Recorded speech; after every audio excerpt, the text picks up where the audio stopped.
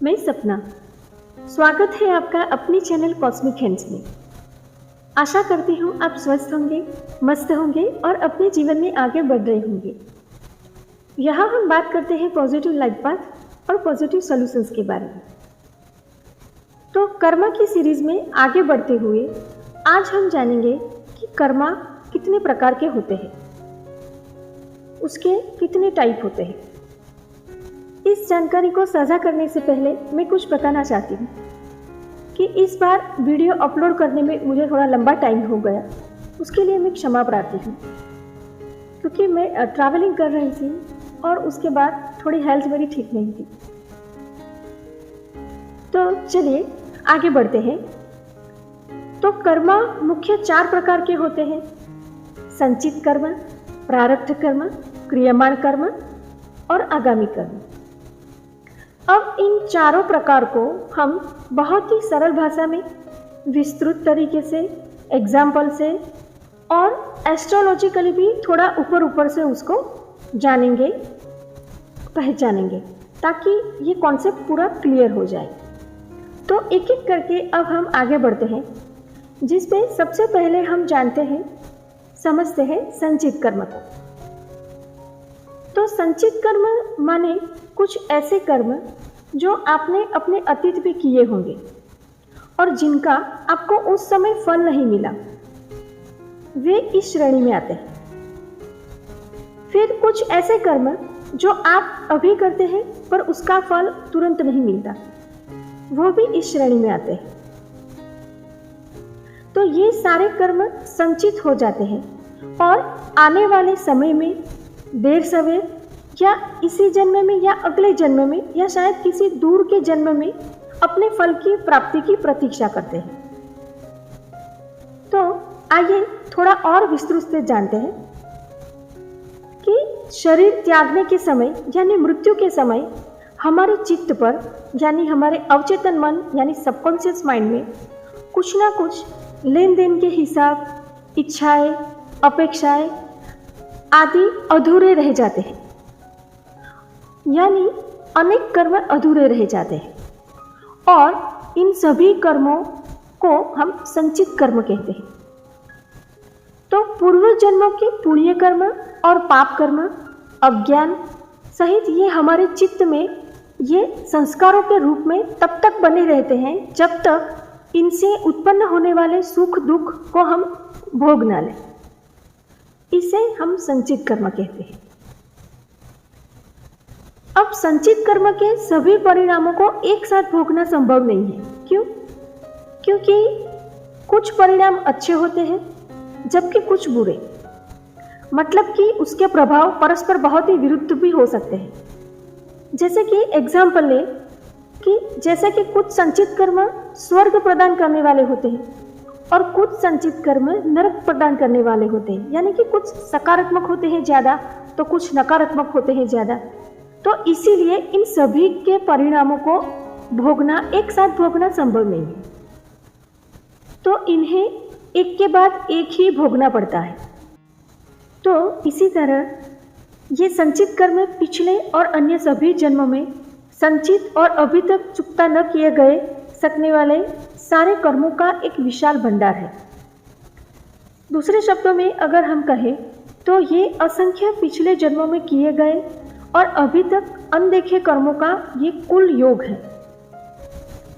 तो हर दिन का हर पल आप इसमें कुछ जोड़ रहे हैं या इसे कम कर रहे हैं, और ये सारे जो कर्म हैं वो अगले जन्मों में पूरा होने की प्रतीक्षा कर रहे हैं।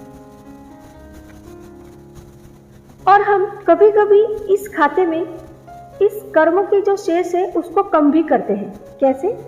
तो दिन के ऐसे दुर्लभ क्षण होते हैं जब हम ध्यान, मेडिटेशन करते हैं, आध्यात्मिक अभ्यास करते हैं और निस्वार्थ सेवा आदि कर रहे होते हैं तब। तो इसीलिए जब तक किसी आत्मा के संचित कर्म शून्य नहीं हो जाते तब तक वह अपने संचित कर्मों के शेष को समाप्त करने के लिए नए नए भौतिक शरीरों में जन्म लेती रहती है, यानी कि जन्म और पुनर्जन्म का चक्कर चलता रहता है। और हर दिन हर पल आप इसमें या तो वृद्धि कर रहे हैं या कर्म कम कर रहे हैं। तो चलिए अब थोड़ा ज्योतिषीय दृष्टि से एस्ट्रोलॉजिकली भी एक नज़र डाल देते हैं।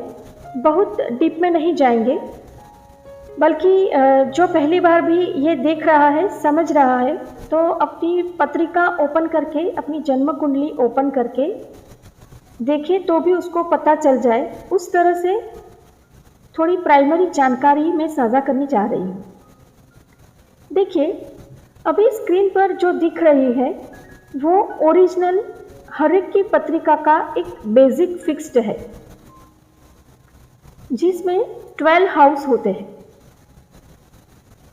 और ये जो प्रत्येक घर है, ये जो प्रत्येक हाउस है, वो व्यक्ति की अलग अलग प्रकार की जानकारियाँ देता है, जैसे कि शारीरिक, मानसिक, भावनात्मक, आध्यात्मिक, भौतिक, कार्मिक, जन्म, मृत्यु, शत्रु, संतान, जीवन साथी, भूमि, वाहन, घर, मैटरनल, ससुराल, कोर्ट कचहरी, जेल, मोक्ष।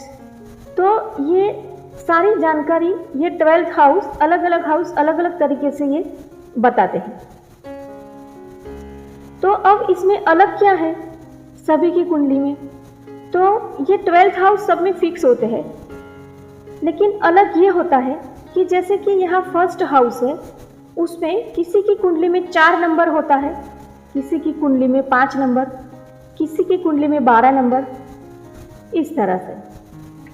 फिर किसी की कुंडली में जैसे कि 4th हाउस में 2 ग्रह साथ में बैठे हैं, किसी का वो घर खाली है, किसी का 8th हाउस में 2-3 ग्रह पड़े हैं, किसी का 12th हाउस में पड़ा है 2-3 ग्रह, है ना। इस तरह से ये सबकी कुंडली, सबकी जन्म पत्रिकाएं एक दूसरे से बिल्कुल डिफरेंट होती है। और ये भी कह सकते हैं कि वो भी हमारे पूर्व जन्म के कर्मों के अनुसार हमारी ये पत्रिका बनती है। और मतलब कि ये भी कह सकते हैं कि हमारा जन्म भी उस हिसाब से ही होता है।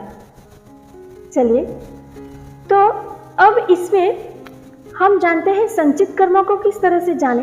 तो ये जो 12 हाउस है उसमें से फर्स्ट हाउस, 5th हाउस और 9th हाउस, ये जो तीनों हाउस है वो संचित कर्म को दिखाते हैं। अब संचित कर्म जैसा कि हमने आगे समझा कि उसमें कुछ पॉजिटिव भी होता है, कुछ नेगेटिव भी, वो कैसे जाने? तो उसमें आप देखिए कि 1st, 5th और 9th हाउस में अच्छे ग्रह है या अशुभ ग्रह है, वो देख के हम समझ सकते हैं। अब अशुभ ग्रह कौन से हैं? तो मंगल, शनि, राहु और केतु, ये अशुभ ग्रह है। और शुभ ग्रह कौन से हैं? तो गुरु, बुध, शुक्र और चंद्र, ये शुभ ग्रह है। तो अगर ये तीनों हाउस में शुभ ग्रह पड़े हैं तो आप मान के चलिए कि आपके संचित कर्म थोड़े ज़्यादा पॉजिटिव है। अब ज़्यादा पॉजिटिव है इसका मतलब क्या है? तो इसका मतलब ये है कि आप अभी इस लाइफ में अच्छी पोजीशन पर हैं, आपका फैमिली अच्छा है, अच्छी फैमिली में आपका जन्म हुआ है, फिर आपको अच्छे रिलेशन मिले हैं, आप फाइनेंशियली अच्छी तरह से जी रहे हो, वाइफ है, बच्चे हैं, माता पिता है, फ्रेंड है, मतलब वो सब अच्छा आपको मिला है, तो आप समझिए कि ये आपके अच्छे संचित कर्म है, उसका फल है। ठीक है, चलिए, तो आज हमने संचित कर्म के बारे में बड़ी विस्तृत से जानकारी ली। और अगर आपका प्रश्न कोई है तो आप कमेंट बॉक्स में कमेंट कर सकते हैं। और आपको ये वीडियो कैसा लगा वो भी ज़रूर बताएं कमेंट करके। और आपके पास कुछ अलग जानकारियाँ हैं तो आप इसे यहाँ साझा भी कर सकते हैं। तो मेरे साथ यहाँ तक बने रहने के लिए और मुझे सुनने के लिए आपका बहुत बहुत धन्यवाद। आपका दिन शुभ रहे। जय श्री कृष्ण। राधे राधे।